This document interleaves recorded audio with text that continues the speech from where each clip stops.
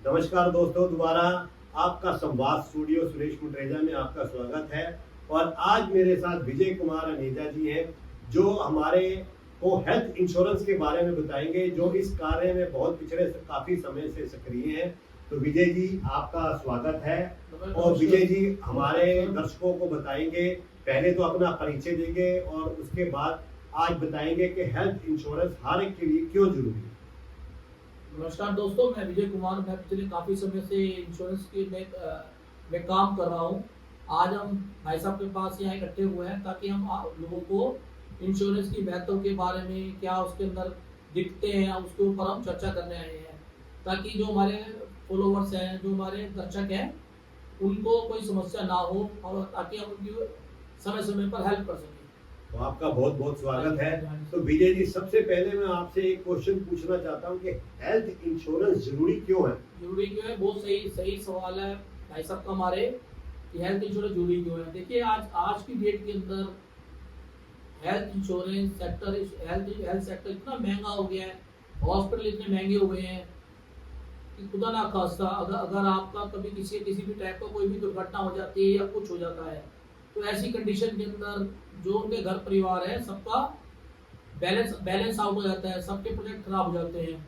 अगर आप health insurance लेते हैं, हमने 25,000 30,000 रुपये जनरल दिया, तो उनको 1 करोड़ रुपए का हमें कवरेज तक मिल जाता है। तो इसलिए आपका परिवार का कोई चीज सही रहती है, सारी की सारी कुल मिला के आपको अच्छी हेल्थ सर्विस मिल जाती है। जी सर। तो देखिए दर्शकों, आज हमारे को विजय जी ने पहले पॉइंट में कितनी अच्छी बात कही कि आज हमें बीमारी का या किसी भी दुर्घटना का कुछ आइडिया नहीं होता। अचानक अगर हमारे पे कुछ भी आ जाए तो उससे हमारे ऊपर ज्यादा लायबिलिटी ना पड़े, हमारे परिवार को कोई टेंशन ना हो, उसको सिक्योर करने के लिए हमें चाहे वो एक थोड़ा सा प्रीमियम देना पड़े, तो उसके लिए हमारे को हेल्थ इंश्योरेंस रहना चाहिए। विजय जी, बहुत अच्छी बात है। मैं आपको यहाँ पर एक चीज कहूँगा, बहुत सारे लोग प्रीमियम देते वक्त सोचते हैं ये है वो है, बट मैं आपको एक जनरल कैलकुलेशन बता रहा हूँ। अगर 25 नॉर्मल फैमिली साइज में 30 से 35,000 के अंदर इंश्योरेंस आजकल हो जाता है अच्छा वाला।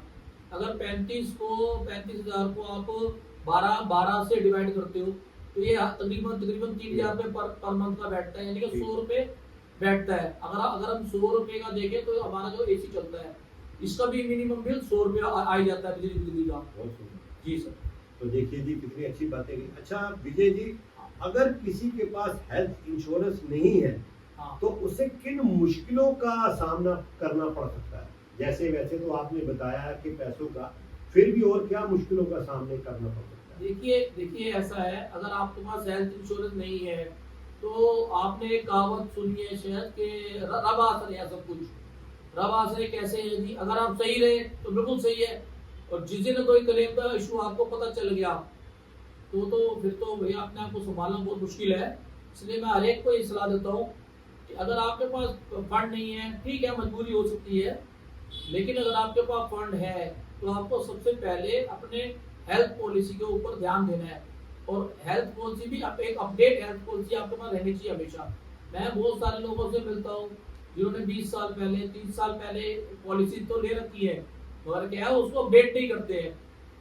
मैं आज से कुछ साल पहले जैसे रूम रेंट 3,000 था, अभी रूम रेंट 15,000 रुपये है। तो आपने एक तो अपनी पॉलिसी लेनी है, उसके साथ साथ जब आप रिन्यू करते हैं आपने उसको अपडेट भी करना है। अपडेट कैसे करना है कि क्या मेरी पॉलिसी में रूम रेंट कितना है, ये सब चीजें हैं, आपको इस चीज का ध्यान रखना चाहिए और आप उसको समय समय पर अपडेट कर सकते हैं। अच्छा विजय जी, लोग हेल्थ इंश्योरेंस लेते समय सबसे बड़ी गलती क्या करते हैं। सबसे बड़ी गलती क्या करते हैं, देखिए आप एक बात को बहुत अच्छे से समझिए। पहले अगर आप नई हेल्थ पॉलिसी ले रहे हैं, अगर आपको लगता है कि मेरे को कोई प्रॉब्लम है, आपको उसको डिक्लेयर करना है। डिक्लेयर करने से क्या होगा, डिक्लेयर करने से ये होगा, आपको उसका डे 1 से कवरेज मिलेगा, पहली बात। दूसरी बात ये कि उसके अंदर होता क्या है कि कंपनी आपसे लोडिंग ले लेती है 5%, 10%, 2,000, 3,000 में ज्यादा ये इतनी लोडिंग रहती है। अगर पॉलिसी लेने के बाद अगर कंपनी को पता चल जाता है कि भैया इसको ये पहले से दिक्कत है, उस कंडीशन में क्या होगा, चाहे आपकी पॉलिसी 5 साल पुरानी है, 7 साल पुरानी है, कंपनी उसको फ्रॉडुलेंट बोल के कैंसिल कर सकती है। तो हमारी जितनी मेहनत है वो खराब हो सकती है। और दूसरी चीज ये है जी। इसलिए आपको सबसे पहले और जरूरी काम ये है, अपने इंश्योरेंस एडवाइजर से कोई बात छुपानी नहीं है, डरना नहीं है, कोई ऐसी बात नहीं है, सब चीजों का समाधान है। आपके जो इंश्योरेंस एडवाइजर है उनको बहुत बहुत समझ है इस चीज को लेकर, लेकिन अगर हमें कोई कस्टमर बताएगा ही नहीं तो हम उसके ऊपर काम कैसे करेंगे। तो देखिए दर्शकों, हाँ। आज विजय जी ने कितनी अच्छी बात बताई। जो हम लोग हेल्थ इंश्योरेंस लेते हैं, हम लोग खुद स्मार्ट बनते हैं कई हाँ बार, जी, हाँ जी, हाँ कि जी। हम सोचते हैं कि हम अपनी कंपनी को, जिसका कंपनी का हम इंश्योरेंस ले रहे हैं, जिस एजेंट से ले रहे हैं, हम उसको छुपाएं, हम उससे ज्यादा स्मार्ट बने। लेकिन वही चीज कहते हैं ना, जुगाड़ जो होता है हमेशा खराब ही होता है। तो विजय जी ने आज कितनी अच्छी बातें हमें बताई कि कभी भी जब भी आप पॉलिसी लें, आप अपने एजेंट से या अपनी कंपनी से कुछ ना छुपाएं। आपको अगर कोई पहले प्रॉब्लम है हेल्थ से रिलेटेड, तो आपको उसको बताना चाहिए। और दर्शकों, एक विजय जी मेरी राय में ये भी है कि जब भी हम कोई हेल्थ इंश्योरेंस लेते हैं, हाँ, तो वो हमें कंपनी से बाई रिटर्न एक आता है, हाँ जी, उसको पहले हमें पूरा बारीकी से अध्ययन करना चाहिए। हाँ। अब लोग बात क्या करते हैं, कई बार कुछ एजेंट होते हैं वो बता देते हैं, नहीं जी आपको इतना बेनिफिट मिलेगा, जी, ये होगा, वो होगा। मैं इस स्कीम के ऊपर थोड़ा क्लियर कर रहा हूँ। पहली बात, अभी हमने एक प्री मेडिकल के ऊपर बात कर रहे थे। देखिए, प्री मेडिकल एग्जिस्टेंस क्या क्या दिक्कत है। दिक्कत वो है, जो भी चीज आपने कभी किसी हॉस्पिटल के अंदर गए और अगर वहां पे किसी भी डॉक्टर ने लिख के दे दिया कि भैया आपको थायराइड है, या आपको ये दिक्कत है, या आपको अपेंडिक्स का प्रॉब्लम है, ये मत सोचिए कि हम उस हॉस्पिटल में गए थे तो नहीं, किसी भी हॉस्पिटल में गए थे उसी को कंपनी मानती है। मैंने अपनी चीज का कोई इलाज नहीं कराया, मुझे कुछ नहीं पता, तो उसको हम प्री मेडिकल कंडीशन वो नहीं आता है, राइट। अब दूसरी बात ये आती है, अगर पॉलिसी लेने के बाद जब आप पॉलिसी ले लेते हैं और आज की डेट के अंदर उसके चौथे या पांचवें पेज पे उसका एक टेबल होता है, उसका बेनिफिट टेबल होता है। सबसे पहले आपने उसको 10 बार पढ़ना है, उसके अंदर लिखा क्या है। उसके बाद 6 पेज पे आपका उन्होंने हिस्ट्री लिखी होती है सबकी, कि इसके अंदर किसी का कोई वेटिंग पीरियड तो नहीं है। सबसे पहले आपको ये देखना है कि आपकी पॉलिसी के अंदर वहां पे कोई वेटिंग पीरियड तो नहीं लिखा हुआ। अगर लिखा हुआ है, आप उस पॉलिसी, अगर कोई गलती से ऐसा हो भी है, आप उस पॉलिसी को कैंसिल करा के दोबारा भी बनवा सकते हो। ऐसा नहीं होता कि मैंने पैसे दे दिए, मेरी पॉलिसी आ गई। पॉलिसी लेने के भी 30 दिन बाद तक आप अपना डिसीजन चेंज कर सकते हो, आप उसको कैंसिल करा के दोबारा भी बनवा सकते हो। दर्शकों देखिए, आज विजय जी ने हमें इतनी अच्छी बात बताई कि हम पैसा देने के बाद भी 30 दिन तक अगर हम वो शर्तें हमारे मनमाफिक नहीं है, तो हम उसको कैंसिल करा सकते हैं, जो बहुत लोगों को नहीं पता। हाँ जी, और आपको ये बात पता होनी चाहिए, उसके अंदर आपका कोई भी पैसा, 1 रुपया भी पैसा लेस नहीं होता कंपनी की तरफ से, कि आपने 30,000 दी तो हम आपको 25,000 देंगे, ऐसा कुछ नहीं है। अगर आपने 29,800 दिए तो कंपनी आपको पूरा का पूरा पैसा 1 वीक के अंदर वो रिफंड करती है। विजय जी बहुत ही अच्छी बात की। अच्छा विजय जी, एक और है, हेल्थ इंश्योरेंस कितने प्रकार के होते हैं, जैसे individual, family, floater, senior citizen. अब आदमी इसमें बड़ा कंफ्यूज रहता है कि मैं फ्लोटर ढूंढूं या कोई फैमिली इंडिविजुअल ढूंढूं। किसी एक आदमी को या फैमिली के लिए कैसे क्या करना चाहिए, इसके बारे में कुछ आप हमें बताएं। ये बहुत अच्छा सवाल है भाई साहब का। देखिए, हम जब भी आप पॉलिसी को लेते हैं, उसके अंदर क्या होता है कि जो सबसे सीनियर पर्सन होता है, उसके हिसाब से प्रीमियम काउंट होता है। आप तो ये मान के चलिए, आप जो आपके पेरेंट, अगर आपको लगता है आपको अपने पेरेंट्स की भी पॉलिसी बनवानी है, देखिए जो 50 साल या 60 साल से ऊपर लोग हैं, इनका क्लेम के चांस ज्यादा होते हैं। तो आपको करना क्या है, पहले अपने पेरेंट्स की, अगर मैं अपनी पॉलिसी बनाऊंगा तो मैं सबसे पहले अपने पेरेंट्स की पॉलिसी बनवाऊंगा। क्यों बनवाऊंगा? क्योंकि उनका क्लेम का चांस बहुत ज्यादा है। तो इसलिए हस्बैंड, वाइफ, मदर, फादर की सबसे पहले अलग सीनियर सिटीजन कैटेगरी की पॉलिसी होती है, या नॉर्मल पॉलिसी में भी सीनियर सिटीजन कई बार आ जाते हैं। आपको उनकी पॉलिसी एक अलग बनानी है। सेकंड लेवल में हाँ, मैं अपनी फैमिली की पॉलिसी बनाऊंगा, जिसको हम बोलते हैं फैमिली फ्लोटर। फैमिली फ्लोटर के अंदर क्या होता है कि आप उसके अंदर आपको कुछ बेनिफिट मिल जाता है, प्राइस को लेकर बेनिफिट मिल जाता है, या आपका 10 लाख है, 10 लाख में आप चारों उसको इस्तेमाल कर सकते हो, ऐसा है। तो कहने का मतलब ये है, आपकी जो भी पॉलिसी आपने बनानी है, ये बहुत ध्यान रखिए चीज का, उसके अंदर 50 साल से ऊपर के अपने जैसे पेरेंट्स होते हैं, कभी उनको भी ऐड नहीं करना है। पेरेंट्स की आप अलग पॉलिसी बनवा लो, आप अपनी अलग पॉलिसी बनवा लो। होता क्या है कि जैसे जैसे आजकल कुछ कंपनियां क्लेम आने पर आपका प्राइस बढ़ा भी रही है, आपका प्राइस बढ़ा भी देती है, तो इसलिए तो हुआ क्या, वो आपको भी इफेक्ट करेगा।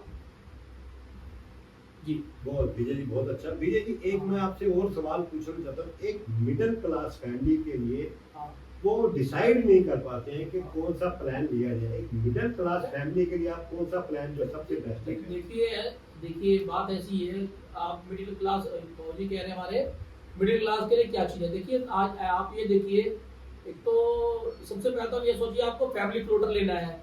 सेकंड नंबर पर आपको क्या देखना है, ये देखना है कि जो मैं पॉलिसी ले रहा हूँ, क्या उस पॉलिसी से मैं अपने घर के आसपास के हॉस्पिटल में ट्रीटमेंट करा सकता हूँ या नहीं करा सकता। आपको सबसे पहले ये चीज देखनी है, मेरे पॉलिसी के अंदर क्या ये वाला मेरे 5 किलोमीटर या 10 किलोमीटर के एरिया वाला हॉस्पिटल क्या क्या मैं उसके अंदर इलाज करा सकता हूँ। जी ठीक है दर्शकों, कितनी अच्छी बात इसके अंदर एक बात और आजकल हो रही है। नॉर्मल हॉस्पिटल के अंदर जनरल कैटेगरी के रूम्स होते हैं। एक तो जनरल के रूम हो गए, एक थोड़ा मीडियम रूम हो गए, एक अपर के रूम हो गए। हम उसके अंदर अगर मेरी पॉलिसी उस हॉस्पिटल का मीडियम क्लास का भी जनरल रूम भी मुझे प्रोवाइड कर रही है तो मैं ले सकता हूँ। बट ऐसा नहीं होना चाहिए, क्योंकि अगर आप देखो आजकल जनरल रूम कम से कम 8,000 रुपये का, 8 या 9,000 रुपये स्टार्ट है।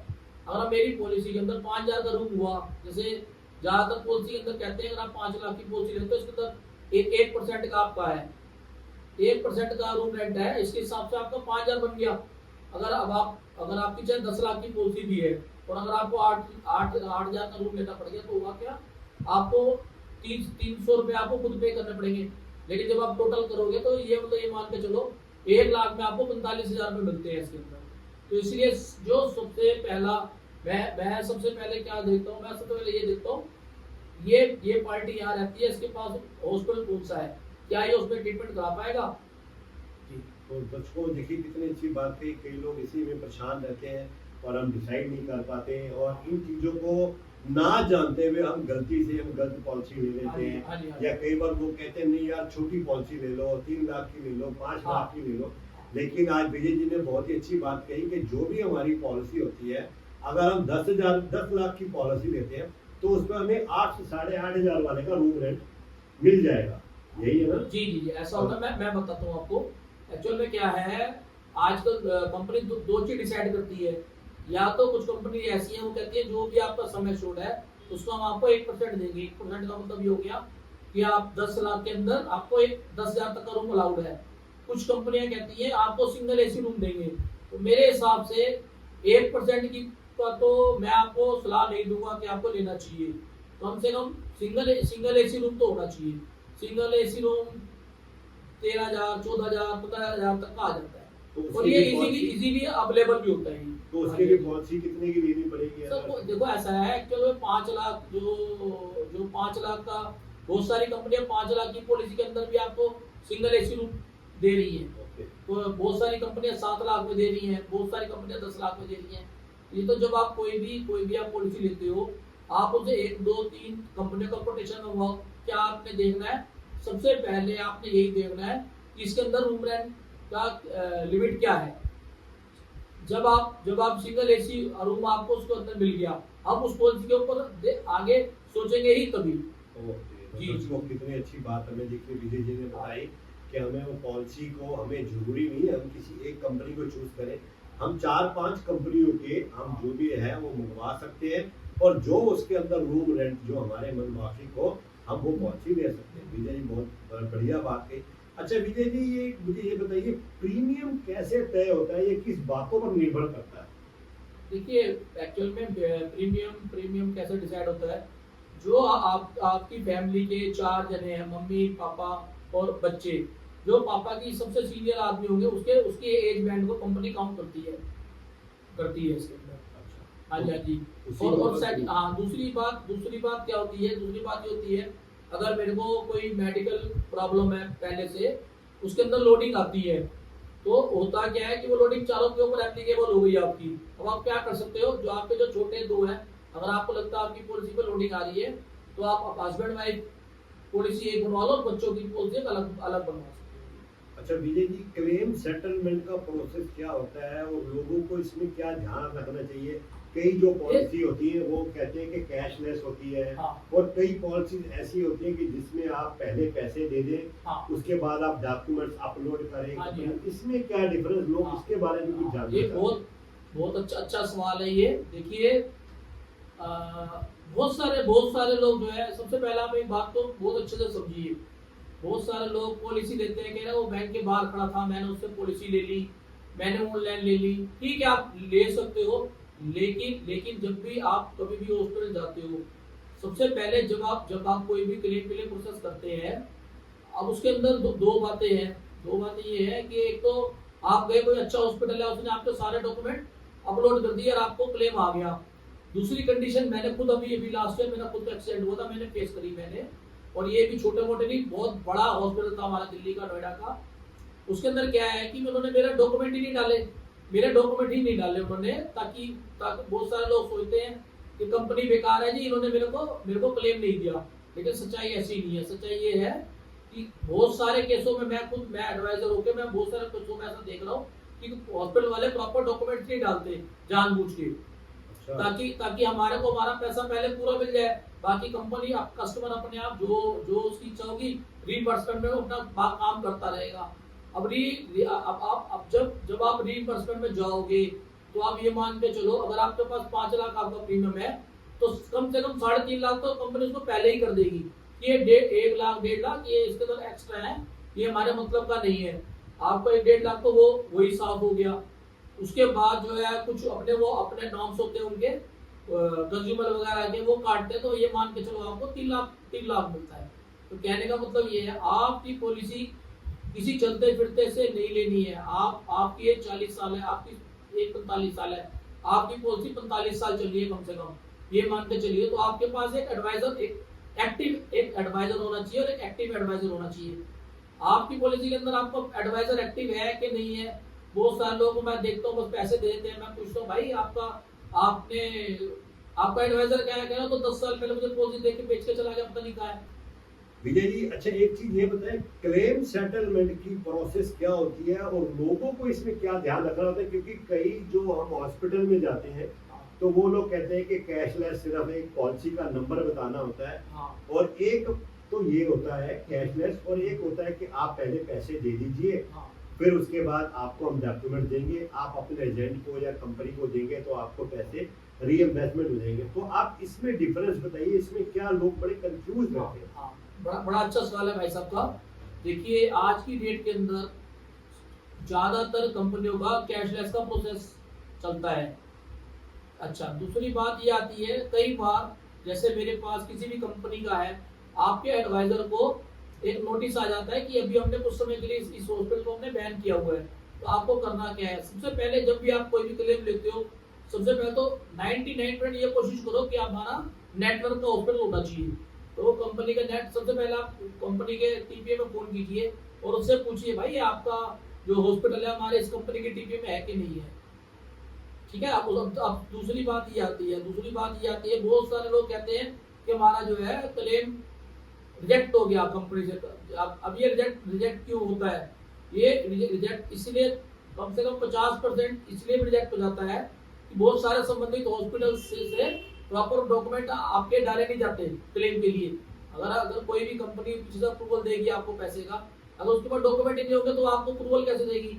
उस कंडीशन में क्या होगा, आपका जो क्लेम है वो रीइंबर्समेंट में चला जाएगा। आपको डबल मार पड़ गई। डबल मार क्या पड़ गई? पहली बार ये पड़ गई कि आपको अपनी जेब से 5 लाख पॉलिसी होते हुए भी आपको कंपनी हॉस्पिटल में पैसा देना पड़ गया। दूसरी बार आपको क्या पड़ेगी? दूसरी बार ये पड़ेगी कि आपको अगर आपका 5 लाख का क्लेम है तो वहां पे टीपीए में जाते ही वो 4 लाख बन जाएगा, 1 लाख वहां पे आपका शॉर्ट हो गया। तीसरी बार क्या पड़ेगी? तीसरी बार ये पड़ेगी कि आपको अपने रोज वहां पे डॉक्यूमेंट प्रेजेंट करने पड़ते हैं। कोई भी अपनी कंपनी में आपको अपने डॉक्यूमेंट्स कंपनी आपसे डिमांड करती रहेगी कि भाई हमें ये डॉक्यूमेंट्स दो, हमें ये डॉक्यूमेंट्स दो। अब यहाँ पे जो ये सारी चीजें हैं, इसको आपकी पॉलिसी के अंदर एक एक्टिव एडवाइजर होना चाहिए। बहुत सारे लोग हैं, मैं देखता हूँ उन्होंने 20 साल पहले पॉलिसी ली थी, 10 साल पहले पॉलिसी ली थी, तो मैं उनसे पूछता हूँ भाई आप मेरे से बात करो, आपका एडवाइजर क्या है? कह रहे यार वो तो पता ही नहीं, हमारे को पेमेंट लिंक आता तो हम पेमेंट कर देते थे। क्या करना है, जब भी आप अपनी पॉलिसी रिन्यू कर रहे हो, क्या आपका एडवाइजर एक्टिव है कि नहीं, सबसे पहला स्टेप आपने देखना है कि आपने वो पॉलिसी किससे ली हुई है। अगर मेरे को इमरजेंसी पड़ेगी तो मेरे पास कौन होगा, ये सबसे पहले आपको चेक करना है। ये और ये सबसे सबसे सबसे जरूरी काम है।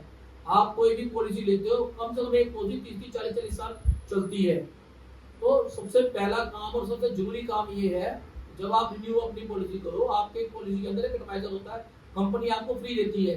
अगर कंपनी आपको उससे पैसे नहीं ले रही है उसके, तो आप उसको छोड़ते क्यों है, ये बात है। तो अगर कोई आपका रिइंबर्समेंट में केस आ भी जाता है, तो वो एडवाइजर जो रोज काम कर रहा था, वो समझदार होता है, वो बड़े आसानी से उसको सब समझ देख लेता है उसको। तो देखिए दर्शकों, कितनी अच्छी हमें विजय जी ने बात बताई कि हमें क्लेम क्यों रिजेक्ट हो जाता है और हमें क्या करना पड़ता है।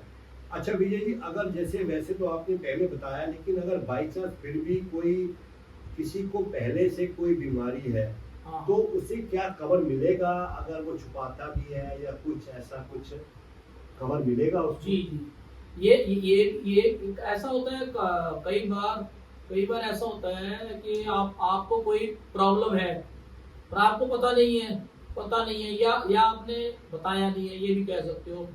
अब पॉलिसी लेने के 6 महीने बाद आप उसी ट्रीटमेंट के लिए हॉस्पिटल पहुंच गए कि भैया हमें इसी का ट्रीटमेंट लेना है। कंपनी वाले उसी को सबको आपको पूरा हिस्ट्री आपकी स्कैन कर लेते हैं। अब होगा क्या, होगा ये कि आपको कंपनी उसके ऊपर 2 साल का या 3 साल का वेटिंग पीरियड डाल देगी। ठीक है, तो अब आपको करना क्या है, ठीक है, अब हमारी भी गलती है कि जब तक हमने उसको डिक्लेयर नहीं किया है, तो आपको अपनी पॉलिसी को बंद नहीं करना है किसी भी कीमत पे कि मुझे क्लेम नहीं मिला या इसके ऊपर 3 साल का वेटिंग पीरियड हो गया। कोई बात नहीं, 3 साल का वेटिंग पीरियड तो है जी, अगर हमें 6 महीने में निकाल लेंगे, हम अपने 2 ढाई साल जैसे तैसे करके और निकालेंगे जी। अच्छा, तो ये है। अच्छा विजय जी, एक चीज और है कि जैसे कई बार अब लोग बात, अब जैसे मैं अपना भी कहूँ, अब जैसे मैं और मैडम दोनों सीनियर सिटीजन है, मेरी मैडम और मैं, तो अब हम जिस कंपनी से ले रहे हैं, अब कंपनी ने इतना प्रीमियम बढ़ा दिया है कि हम ना चाहते हुए भी उसको छोड़ नहीं सकते। अब वो एकदम उन्होंने पिछले साल 20,000 का बढ़ा दिया। अब हम दोनों सीनियर सिटीजन है, अब हमारी कोई बहुत ज्यादा इनकम का ऐसा बड़ा सोर्स नहीं है, तो ऐसे ही हमारे साथ और लोग भी बड़े परेशान होंगे कि जिसका इसका कोई इनकम का सोर्स नहीं है, और वो अगर एकदम प्रीमियम बहुत ज्यादा बढ़ जाता है, तो क्या हम एक कंपनी को छोड़ के दूसरी कंपनी में जा सकते हैं? ये अगर हम दूसरी कंपनी में स्विच करें तो उसमें हमें क्या नुकसान और क्या बेनिफिट है, जरा इसके बारे में देखिए वैसे पर्सनली मेरे हिसाब से आपको, अगर आप ले सकते हो, विजन कोई ऐसी बात नहीं है। कंडीशन ये है कि क्या आपको कोई मेडिकल कंडीशन का पता तो नहीं है। अगर आपको पता है तो कम से कम आप उसको हॉस्पिटल में डिक्लेयर, अपनी पॉलिसी में, नई पॉलिसी में डिक्लेयर आपको जरूर करना है, और उसके बाद आप उसको उसमें आप ज्वाइन कर सकते हो। आप दूसरी कंपनी को अपनी पॉलिसी लेके जा सकते हो, कोई ऐसी खास बात नहीं। मैं अक्सर बहुत सारे सीनियर सिटीजन की पॉलिसी को कोट करता रहता हूँ। अच्छा भैया जी, जैसे आपने बताया, आप सपोज आपने कहा कि दूसरी कंपनी में पोर्ट करने में आपको पहले डिक्लेयर करना पड़ेगा। अब सपोज अगर कोई किसी दूसरी कंपनी में पोर्ट करता है और रियल में उसको पहले कोई प्रॉब्लम नहीं है, और अगर पोर्ट करने के इमीडिएट बाद 15-20 दिन बाद, महीने बाद अगर उसको कोई दिक्कत आ जाती है, तो उस केस में क्या होगा? देखिए थोड़ा सा दिक्कत तो है। अब ये भी भाई साहब का बड़ा अच्छा क्वेश्चन है। अभी ना हम लोग कुछ दिन पहले मिले थे, तो मैंने क्या किया था, मैंने सबसे पहले इनका हेल्थ चेकअप कराया था, फुल बॉडी का। इनका भाभी जी का, हमारी का, आपने फुल बॉडी चेकअप कराया था। तो आप कभी भी अगर आप सोच रहे हो कि यार मुझे किसी और कंपनी में जाने की आप सोच रहे हो, आपने फुल बॉडी चेकअप कराया। उसके अंदर एक टेस्ट होता है ESR का। उसके अंदर क्या होता है कि अगर आप उसके अंदर आपकी वैल्यू ज्यादा आ रही है, आपको कोई प्रॉब्लम नहीं है, ये कंफर्म है, लेकिन अगर ESR आपको बहुत ज्यादा बढ़ा हुआ आ रहा है, तो आप ये मान के चलो बॉडी के अंदर कहीं ना कहीं कोई ना कोई एग्जिस्ट कर रही है जो हमारी निगाह में नहीं आई है। हाँ, तो ये सबसे बड़ी बात ये है, आपकी जो पुरानी पॉलिसी है उसके अंदर हेल्थ चेकअप है, उसके अंदर आप उसके अंदर फुल बॉडी हेल्थ चेकअप करा लो, उससे नहीं कराना बाहर से करा लो। अभी मैंने एक सीनियर सिटीजन ने कराया मात्र 1800 रुपए में। तो अगर एक आदमी के 900 रुपए लगे तो कोई ज्यादा तो नहीं है ना जी। तो एक एक हेल्थ चेकअप से, complete full body health checkup से आपको काफी कुछ अपने आप बारे में पता चल जाता है। मेरा ट्राइग्लिसराइड कितना है, मेरा ईएसआर कितना है, मेरा केएफटी फंक्शन कैसा है, मेरा एलएफटी फंक्शन कैसा है। तो मेरे हिसाब से अगर आप किसी भी नई कंपनी में पोर्ट कर रहे हो, आपको सबसे पहले करना क्या है, आपको सबसे पहले अपनी वाइफ का या जो भी आपकी स्पाउस है, आप सबसे पहले उसका एक हेल्थ चेकअप कराओ। मैं भाई साहब से मिला, इन्होंने मुझे इच्छा जताई कि भाई मेरी कंपनी का जो है ना प्रीमियम बहुत ज्यादा हो गया, क्या करूं मैं। तो हमने इनका 5-6 महीने पहले हेल्थ चेकअप करा लिया था। चेकअप करा के हमें कम से कम ये, अगर आगे तो भगवान है, लेकिन हम एक कम से कम फौरी तौर पर काफी कुछ पता तो कर सकते हैं ना जी, ये चीज ऐसी है, एलएफटी दिख जाता है, केएफटी दिख जाता, या इसलिए आपको ये कराना बहुत बेहद जरूरी है। अच्छा विजय जी, आज मैंने इस हेल्थ चेकअप का इस हेल्थ चेकअप का एक फायदा भी होता है। सबसे बड़ा फायदा क्या होता है, सबसे बड़ा फायदा ये होता है, मैंने आपकी पॉलिसी कोट कर ली, 6 महीने बाद तो ये कोई दिक्कत आ गई किसी तरीके से, अब कंपनी कहेगी नहीं आपको तो पहले से है, अब हम क्या करेंगे, एडवाइजर क्या करेगा, एडवाइजर ये करेगा जो आपका हेल्थ चेकअप है वो एक डॉक्यूमेंट है, कंपनी बात तो उसको नहीं मानती कभी भी, वो हेल्थ चेकअप को मान जाती है, हम उसको हेल्थ चेकअप अपना शो कर सकते हैं। तो देखो हमने 6 महीने पहले भी ये कराया था, उस समय ऐसी कोई चीज हमें दिखी नहीं थी। अगर ये बात है, वो जो आपका हेल्थ चेकअप है वो आपका एक तरीके से एक फिजिकल डॉक्यूमेंट्स है। आप कभी भी 50 साल के बाद, 40 साल के बाद आप कभी भी हॉस्पिटल में कभी किसी डॉक्टर को दिखाते हो, वो आपको प्रिस्क्रिप्शन देता है, वो आपको जरूर संभाल के रखनी है। कोई आप हेल्थ चेकअप कराते हो या कोई कभी डॉक्टर का कोई हेल्थ चेकअप या कोई टेस्ट कराते हो, तो अगर जो आदमी अपने पास पॉलिसी है तो उसको ये बात तो सबसे जरूरी बात है कि आपको अपने वो जो भी आपने हेल्थ चेकअप है वो एक फाइल मेंटेन करनी है। मेरा नाम सुरेश मुद्रेजा जी है, मैंने अपने नाम से एक फाइल मेंटेन कर रखी है। मैंने भी इनको सबसे पहले यही सलाह दी थी। तो उसके अंदर क्या है, आपके सारे डॉक्यूमेंट्स, जैसे हमारे भाई साहब जो है काफी घूमने का शौकीन है भरजाई के साथ हमारी, तो होता क्या है तो कई बार कुछ ऐसी कंडीशंस आ जाती है कि सडन कोई एक्सीडेंट हो गया।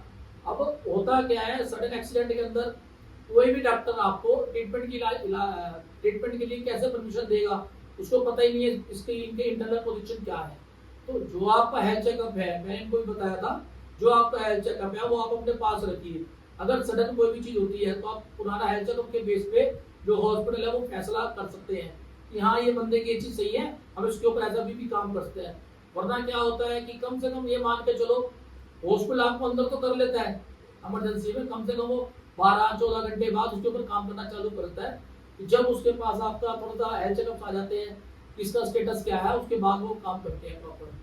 अच्छा विजय जी, आज के समय में जैसे हम हेल्थ इंश्योरेंस ले लेते हैं, अब मेरा एक दोस्त था कॉलेज का, उसकी आज 7-8 साल पहले डेथ हो गई।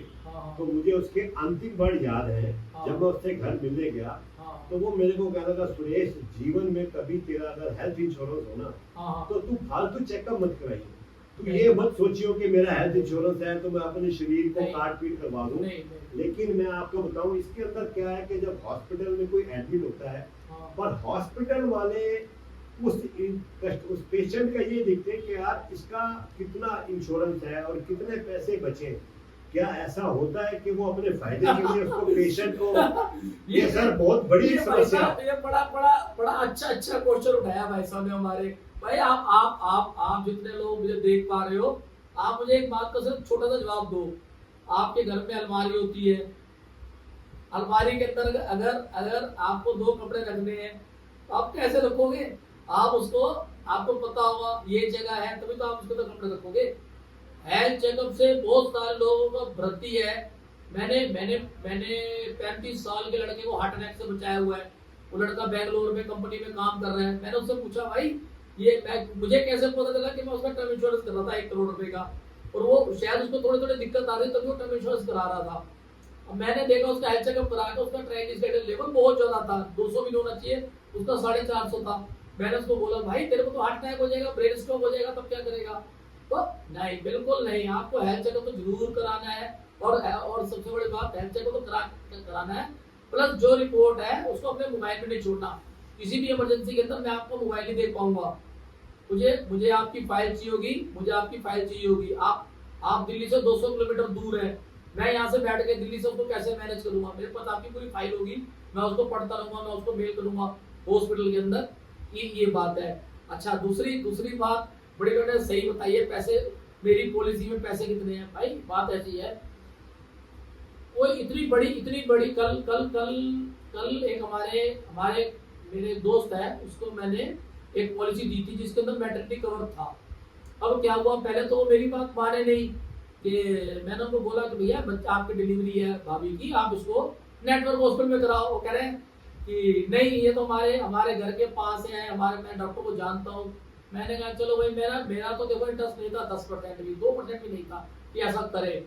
अब उसके बाद क्या हुआ जी, परसों 3 दिन पहले क्या हुआ कि रात को 9 बजे जब वो उसको डिलीवरी के लिए वहां पर वो लेकर गए उस लड़की को, तो उसने एंड मोमेंट पे हाथ खड़े कर दिए कि भैया मेरे इस लड़की का ऑपरेशन के चांस है, मेरे पास ऑपरेशन के वो नहीं है, अभी व्यवस्था प्रॉपर नहीं है। अब मुझे रात को 12 बजे फोन आता है, भाई क्या करूं? मैंने कहा भाई सबसे पहले, मैं तो पहले कह रहा था, सबसे पहले आप नेटवर्क हॉस्पिटल देखो।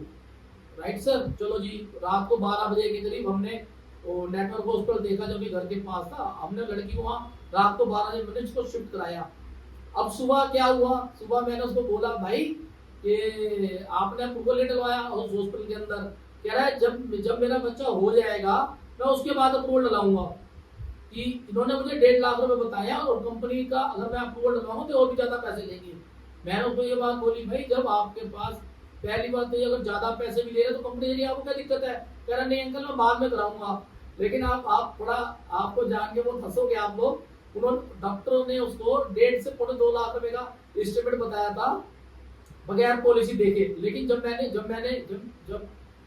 मैंने उसका अप्रूवल के लिए पैसा गया कंपनी के अंदर, क्योंकि जो भी कंपनी अप्रूवल हॉस्पिटल आपका कंपनी में अप्रूवल के लिए पैसा डालता, मेरे को पता चल जाता है कि इन्होंने इतना पैसा अप्रूवल के लिए डाला। उन्होंने उसमें डाला हुआ है मात्र 1,05,000 रुपए, और उसको बताया था 1.5 लाख रुपए। मैंने उसको दिखाया, भाई देख, आप कहते हैं कि हॉस्पिटल ज्यादा पैसे वहां से चार्ज करेगा, इसे तो वहां पे 1,05,000 रुपए डाला हुआ है, तो क्या करें? फिर हाँ, बात तो अंकल आप सही कह रहे हो कि मैंने सोचा था कि ऐसा, तो इसलिए किंतु परंतु ये सब बातें आपको डिसाइड नहीं करनी है। आपकी पॉलिसी के अंदर एक अच्छा एडवाइजर होना चाहिए, कंफर्म होना चाहिए कि वो एडवाइजर है। आप कुछ नहीं करना, आप प्लीज उनसे प्यार मोहब्बत से बात करिए। बहुत सारे लोग एडवाइजर को गालियां देना चालू कर देते हैं, उल्टा सीधा बोलते हैं। ठीक है, कभी कभी दिक्कत हो जाती है, एडवाइजर के भी हाथ बंधे में कुछ को लेकर, इसलिए आप प्यार मोहब्बत से, अगर कोई समस्या भी आती है वो बहुत अच्छे तरीके से उसको निभाएगा, अगर वो अच्छा आदमी है तो। इसलिए समय रहते आप सबसे पहले क्या करना है, आपकी पॉलिसी के अंदर सिर्फ एक एडवाइजर होना चाहिए बढ़िया, जो आपकी पॉलिसी को बहुत अच्छे तरीके से चलाएगा। तो देखिए दोस्तों, आज की बातचीत में ये नतीजा निकला, जो सबसे लास्ट में जो विजय कुमार अनेजा जी ने एक मैसेज दिया कि आप कोई भी पॉलिसी ले, चाहे हेल्थ इंश्योरेंस की ले, चाहे लाइफ की ले, हाँ, सबसे पहले आपका एजेंट अच्छा होना चाहिए। हाँ, आपका एजेंट विश्वसनीय होना चाहिए। और कभी भी अगर आपका काम लेट हो या आपके काम में थोड़ी दिक्कत हो, तो आपको गुस्सा नहीं खाना है, आपको हाइपर नहीं होना है, और आपको उसको भला बुरा नहीं कहना है, आपको उससे प्यार से हैंडल करना है, प्यार से बात करनी है, ताकि वो भी उस चीज को हैंडल करे। तो दर्शकों, आज हमारा देखिए एक यहाँ पे मैं आपको एक बात और समझाना चाहता हूँ, समझाऊंगा, एडवाइस दूंगा मैं आपको। देखिए, अगर किसी एडवाइजर ने आपको पॉलिसी बेची हुई है, अगर वो एडवाइजर एक्टिव है, तो आप उसको चेंज नहीं कर सकते किसी भी कीमत पे। जब तक आप उस कंपनी में हो, आप उस पॉलिसी को उसको चेंज नहीं कर सकते। आप नया एडवाइजर कंपनी से कम मांग सकते हो। आपको जब आप धीरे धीरे अपने एडवाइजर से बात करोगे, वो पता चलेगा कि यार मैं तो काम करना छोड़ दिया है, मैंने अपना काम करना छोड़ दिया है, या ऐसी कुछ समस्या हो जाती है कभी कभी।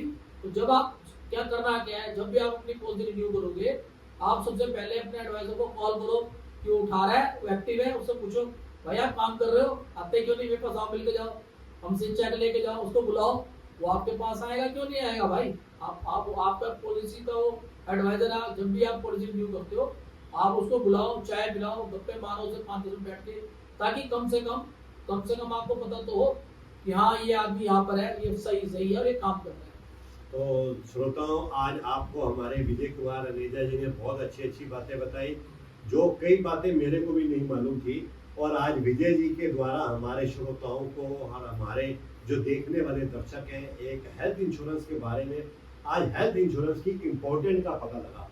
तो मैं एक बार विजय जी का बहुत बहुत धन्यवाद करता हूँ कि आज आपने अपना बहुमूल्य समय दिया। तो दर्शकों, ऐसे ही हमारा और पॉडकास्ट देखते रहिए, और देखने के लिए सब हमारे चैनल को सब्सक्राइब कीजिए, फॉलो कीजिए, शेयर कीजिए और वीडियो को लाइक कीजिए। आप हमारी वीडियो को कमेंट्स भी कीजिए कि आपको हमारा पॉडकास्ट कैसा लगा। मेरी कोशिश यही है कि मैं ऐसे ही समाज के और अच्छे अच्छे व्यक्तियों को, जिससे हमारे को एक इंफॉर्मेशन मिले और हमारा हेल्थ वेल्थ सब सुरक्षित रहे, और मैं आपको लोगों को इंफॉर्मेशन देता रहूं। नमस्कार। नमस्कार।